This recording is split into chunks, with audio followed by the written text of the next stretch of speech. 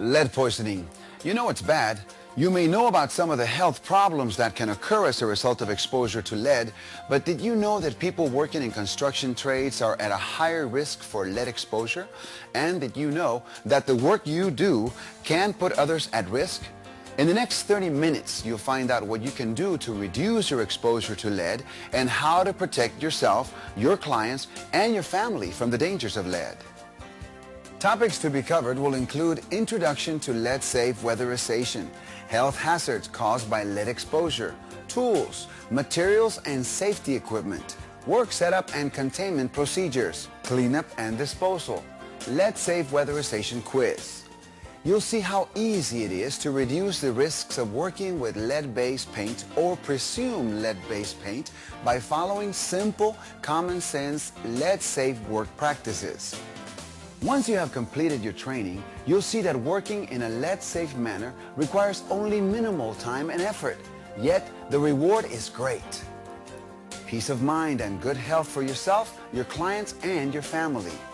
Are you ready? Section 1.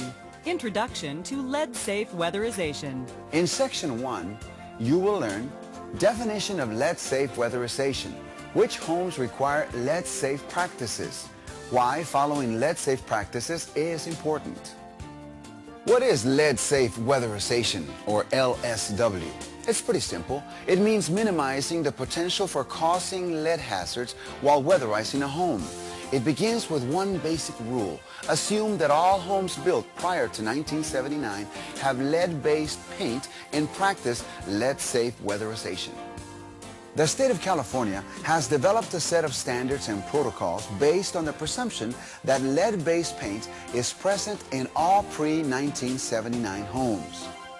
The protocols were set up for weatherization crews to follow in order to minimize the risk of creating lead-based paint hazards in the homes we weatherize.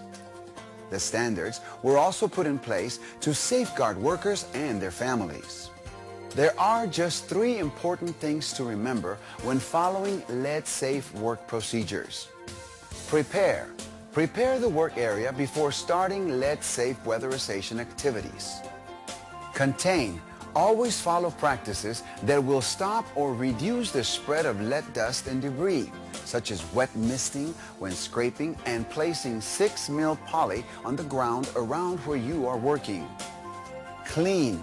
The cleaning required is special. It's not just picking up the pieces and sweeping the area. It requires using a special HEPA vacuum and wiping the area down with a detergent solution. It must be done everywhere you work that disturbs paint and as soon as you are done with each project. Clean as you go. This video will show you how easy it is to follow lead-safe procedures. But it is important that you also become familiar with federal, state, and local regulations to make sure that you're in compliance with all of the requirements for your city or state. This will not only minimize exposure to lead, but it will also minimize exposure to potential fines and lawsuits. When is LSW required? LeadSafe weatherization is required if you will disturb paint during weatherization on a building built prior to 1979. Let's review. LeadSafe weatherization refers to the use of specific practices, prepare, contain, and clean, when weatherizing a home in which painted surfaces will be disturbed.